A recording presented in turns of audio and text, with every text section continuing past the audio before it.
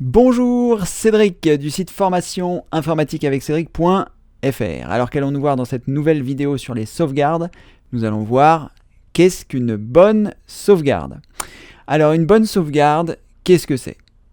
Une bonne sauvegarde, c'est ce que vous ne souhaitez pas perdre. Qu'est-ce que ça veut dire, ce que vous ne souhaitez pas perdre? Imaginez que votre ordinateur tombe en panne aujourd'hui au moment où vous regardez cette vidéo. Est-ce que vous avez sauvegardé toutes les choses qui sont sur celui-ci que vous n'aimeriez pas perdre? Alors évidemment, j'ai déjà fait des vidéos sur les sauvegardes avant et là on va beaucoup détailler l'ensemble des choses. Donc c'est très important que vous vous posiez cette question: qu'est-ce que je dois sauvegarder? Qu'est-ce que je ne souhaite pas perdre? Donc ça peut être vos documents, ça peut être vos images, ça peut être vos drivers, ça peut être voilà, des choses que vous avez créées, des documents, du texte, des tableurs, ce genre de choses. Une bonne sauvegarde, c'est ce que vous allez mettre en place pour ne pas perdre les choses qui vous sont importantes. Donc il va y avoir une notion de rythme et de matériel que vous allez utiliser. Alors sachez que l'idéal, c'est d'avoir une sauvegarde qui soit bien rangée. C'est-à-dire que si vous avez pris le temps de vous organiser au sein de votre ordinateur, en général, votre sauvegarde sera à l'image de ce qu'il y a sur votre ordinateur. Et si sur votre ordinateur, c'est un peu le bazar, eh bien, si vous sauvegardez votre bazar, il arrivera aussi sur votre sauvegarde. Donc la première étape, c'est d'avoir quelque chose qui soit bien rangé. Alors je vous rassure, en ce qui me concerne, j'ai des choses qui sont bien rangées et des choses qui sont un peu moins bien rangées. Donc ne vous inquiétez pas trop sur le rangement, l'important c'est plus d'avoir ces sauvegardes dont je vous parle, qui soient sur un support externe, on va y revenir.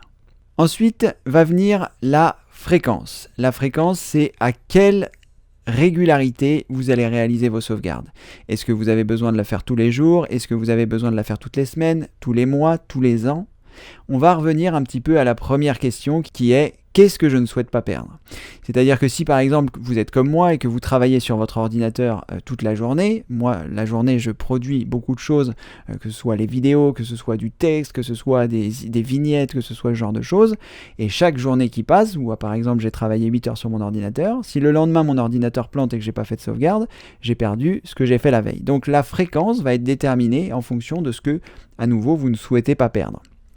Donc moi par exemple, tous les soirs, je fais une sauvegarde intégrale de mon disque dur principal pour être sûr que je ne vais rien perdre. Ensuite, j'ai d'autres systèmes de sauvegarde, on en reparlera au cours de cette formation, mais sachez que j'ai différents points qui font que normalement, si mon ordinateur du jour au lendemain tombe en panne, eh bien j'ai de quoi le remettre rapidement, à la fois en marche et à la fois sans avoir trop perdu de choses. Donc vous allez vous déterminer la fréquence qui vous convient. Des fois vous sauvegarderez tous les jours parce que vous avez beaucoup travaillé. Peut-être que vous ne travaillerez qu'une fois par semaine parce que vous n'avez rien fait de spécial cette semaine-là.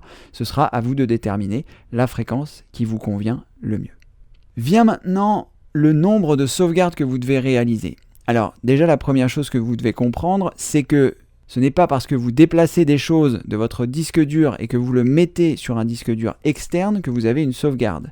Si vous ne faites que le déplacer, ce ne sera pas une sauvegarde, ce sera juste du stockage qui a été déplacé. Une sauvegarde, c'est multiplier les supports pour pouvoir, s'il arrive quelque chose à un support, pouvoir récupérer les informations sur un autre support. Ce qui me conduit au point suivant. Plus vous aurez de sauvegarde sur différents supports, et moins vous aurez de chances de perdre vos données. Donc une bonne sauvegarde, c'est à la fois la fréquence, mais également le nombre de supports que vous allez utiliser pour réaliser vos sauvegardes. Donc ça peut très bien être des clés USB, ça peut très bien être des disques durs externes, ça peut très bien être des CD, des DVD, ça peut très bien être un système un peu plus évolué comme un NAS, qui est un disque dur réseau, ça peut être des sauvegardes sur un disque que vous allez mettre ailleurs, on va y revenir après, mais voilà. Plus vous allez multiplier les supports et plus vous allez multiplier le nombre de sauvegardes, et moins vous aurez de chances de perdre vos données. Ensuite, une notion également qui est très importante, c'est le fait de ne pas laisser sur le circuit électrique vos sauvegardes.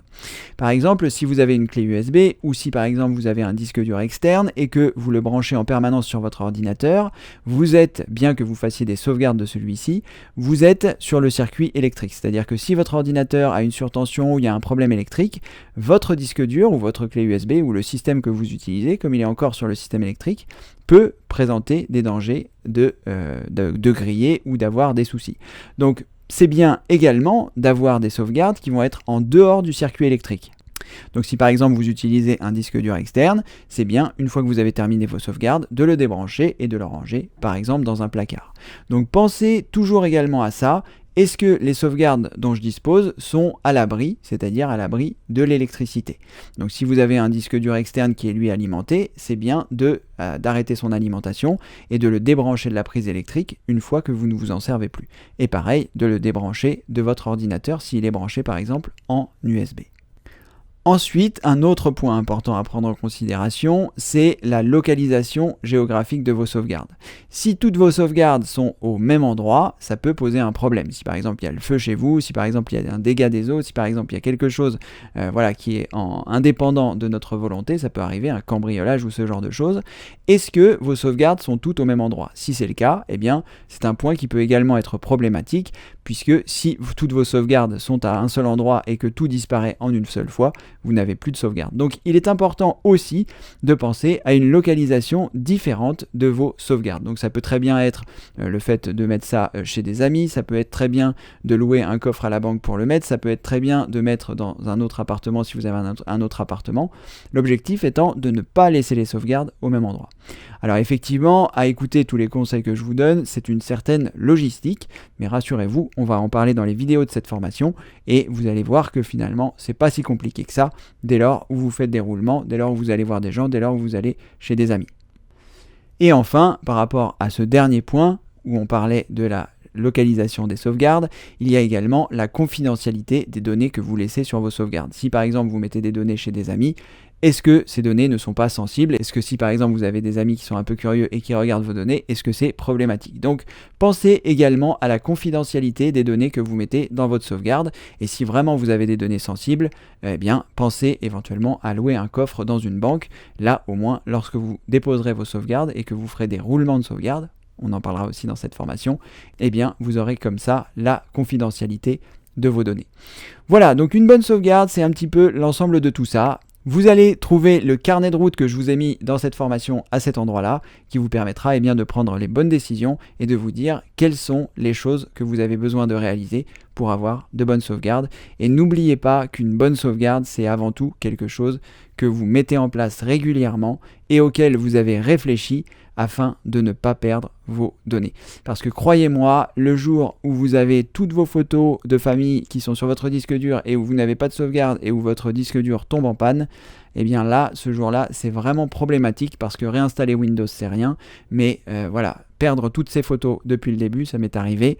Donc voilà, c'est pour ça que je vous conseille de faire des sauvegardes efficaces. Et c'est pour ça que ce pilier prend place dans les différentes choses à faire en informatique. Parce que la sauvegarde, c'est vraiment quelque chose de très important. Donc pensez-y, regardez cette vidéo à nouveau si vous avez manqué des notions. Et n'oubliez pas de prendre des notes. En tout cas, je vous dis, comme le veut la tradition, à très bientôt pour une prochaine vidéo. Merci.